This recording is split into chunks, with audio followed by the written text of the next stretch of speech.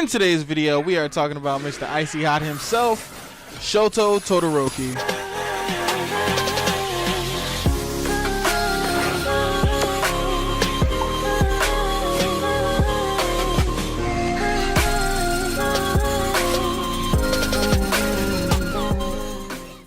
Before I begin, like I said in my Bakugo video, this isn't a video to make you like a character or to make you stop disliking a character. This is simply a video explaining why a lot of people in the community adore Shoto Todoroki. And trust me, a lot of people love this character. I asked somebody on Twitter why they love this character, and they simply said because they think he looks good in slow motion. And on we'll go,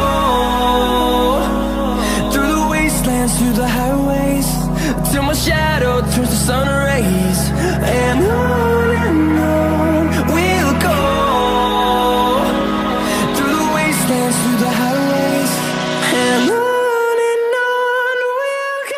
Anyway, I'm going to start off with the most simple reason why people love this character. His quirk, half hot, half cold. The common misconception is that he has two quirks when he actually only has one. See, it works because he can lower the right side of his body's temperature so that he can produce waves of ice. On his left side, he can raise the temperatures in his body to shoot scorching hot flames. In my opinion, I think the most dope thing about it is that he's able to use his left and right side in unison of each other. From my point of view, his fighting style seems to be mid to long range, considering he can bombard his opponents with ice and fire, but will rush someone down with the hands if he wanted to. But for the most part, I think he prefers to keep his enemies a distance so he can learn more about their abilities and also wear them down from constant attacks. I think people love that it's shown early on that Shoto was to be a force to be reckoned with, that his biggest flaw was himself, and I'll get back to that in a moment. To go more in depth with this character and why he appeals to a lot of the community is maybe because he satisfies that need for more or less an introvert-like character. For those that don't know, introvert-like characters always seem to end up badass for whatever reason, in the most part in shonen titles that is. Some examples are L and Nier from Death Note or Itachi and Sasuke from Naruto, just to name a few. A very brief backstory on Todoroki is that his dad basically abused his mom, and since Todoroki's left side reminded her of her husband via that's the side he can produce his father's quirk, flames, she has a mental breakdown. She throws a pot of hot water, scarring him for life. She is then thrown into a mental hospital after the incident, and Shoto resents his father, blaming him, so he decides never to use his left side. He never wants to use his flames that his father gave him. But with that being said, he reminds me of a character named Zuko. He's from Avatar: The Last Airbender. Both have fire abilities, both have a scar they got indirectly or directly from their father, both care deeply for their mother, and both refuse to go down the same path as their father. So long, all I wanted was for you to love me, to accept me. I thought it was my honor that I wanted, but really, I was just trying to please you.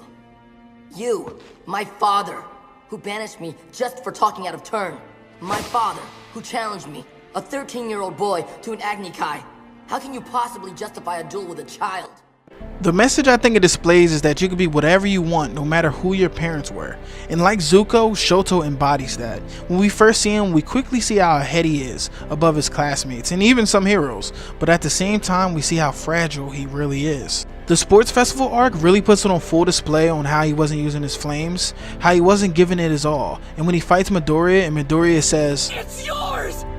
Your quirk, not his!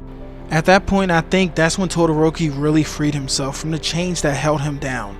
Everyone at home was finally able to see him at his highest point because it wasn't about his dad anymore. It was about him. After the arc, Todoroki doesn't fully forgive his father, but most importantly, he doesn't let what happened with his father in the past affect the hero he is to be in the future. I mean, how could you want to love to be a hero when you don't love yourself? Am I right? I mean, the biggest feat wasn't him creating scorching hot flames, being able to burn anything, or ice that can literally form an iceberg. It was an eternal power struggle within himself. And I think everyone, no matter who you are, been through this. But the question is, are you going to lose, or are you going to be like Shoto or Zuko and go plus ultra and win? Even though I'm a huge Bakugo fan, I can see why people love Shoto Todoroki and why he's such a great character. I mean, fire and ice thrown in with some finesse is enough to like that character in itself. But with the video ending, and if you made it this far, please only like the video if you like the video, and subscribe only if you want to see future content from me. And if you do, thank you, welcome to the family. If you don't, please leave feedback. I'm open to any and all suggestions. Thank you. This has been Dope, signing out. See you next time. Peace. Funny, who knew what I wanted to do? I was no joke, I had something to prove.